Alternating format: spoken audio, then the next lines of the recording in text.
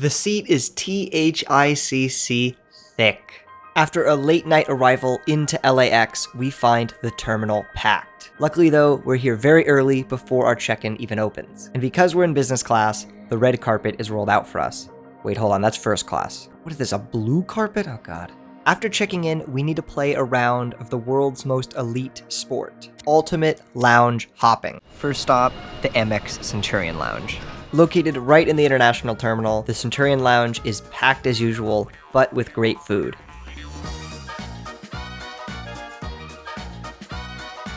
This is more tiring than I was expecting, to be honest. Gotta make a quick stop for our free chocolate bar. That was Okay, we're here now. Let's eat some food. Okay, stop number 3, the Polaris Lounge, was a complete failure. They're closing up now, and there's no food left, so nothing here. Gotta head on to the next one. Let's head out and see what else we can get. We're gonna go to the United Club first, because that's on the way out.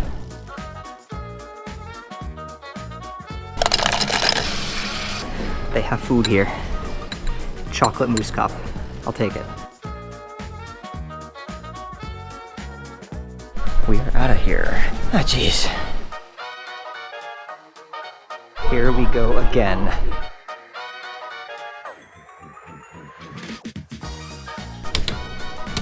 Our 5th and final stop is at the Star Alliance Business Class Lounge, which is in a beautiful location and isn't very crowded. We actually have fire pits.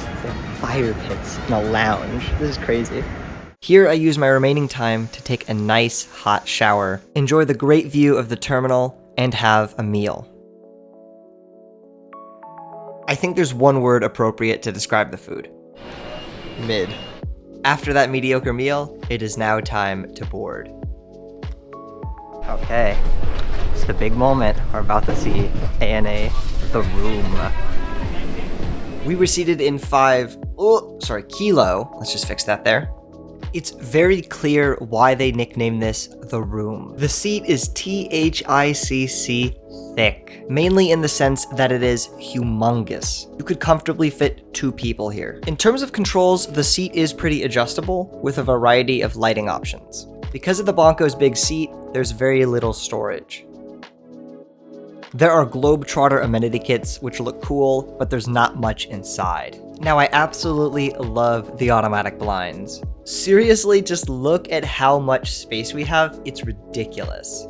I was served a pre-departure bottle of water, and with that, it's time for our 1 a.m. takeoff into the Los Angeles sky. And this is where the fun really begins. Oh yeah, baby. We got our own closing doors, making our cocoon of privacy. There is a small gap, but to be honest, you don't even really see it while you're seated. Let's put on our provided slippers and get started with the food fest. I'm vegetarian, and I was a complete idiot because I forgot to pre-select my meal. It was almost a big issue, but luckily they did have extras. Service started off with the amuse, which was good. After chowing down on that for a little bit, our next dish arrived. This serving included a cup of fresh fruit, a salad with honey mustard dressing, and corn soup, which was much sweeter than I was expecting, but was delicious nonetheless. My favorite dish was without a doubt the salad. I've never had a salad with honey mustard dressing before, but I quite enjoyed it. Next was the ramen, and I'm probably going to get bullied for this in the comments, but I didn't enjoy it too much. Nothing to do with the way ANA prepares it,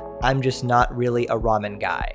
I did throw back quite a few cans of Perrier though. And of course I had to manage my GoPro mount, which sometimes didn't work. For dessert there was some vanilla Haagen-Dazs, which must have been frozen with liquid nitrogen or something. I swear to God, this was the hardest ice cream I've ever felt. With all my strength and might, I could barely get a bite. Let's take a look at the restroom. ANA keeps their lavatories sparkling clean, and they have my favorite feature of all, a bidet. It's now time to get some sleep, so let's take a look at the bedding situation. I appreciate they provide a mattress pad, but it is definitely small and wasn't all that comfortable. The main really cool part about the bed is just how large it is at the top. Ignoring the footwell, it does look like a double bed. This meant I could get a few hours of good sleep.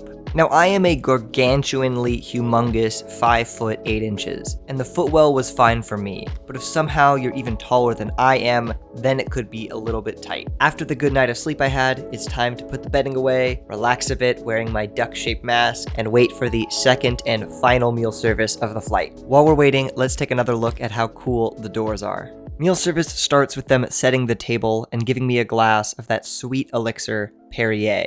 Soon after, our food is brought out, and this is a bit of an interesting one. It's morning time, so this is a kind of breakfast, and our main course is pasta. I've never had pasta for breakfast before, but I guess there's a first for everything. And while the quality was no doubt good, it wasn't anything particularly special. Once we're finished with that, our final serving comes out. This is just a Chobani yogurt and a bowl of granola. Really eating like royalty. Jokes aside, it was pretty good. After finishing, we began our descent into Tokyo Haneda Airport, and it was time to land. Overall, I gotta say this was a fantastic flight. I would love to fly this product again. It is so large, comfortable, and private, and it's a phenomenal deal on points to book. Speaking of phenomenal deals, this is a preview of ANA First Class, the Suite, which I will be flying later this year. Stay tuned for my full review on that product.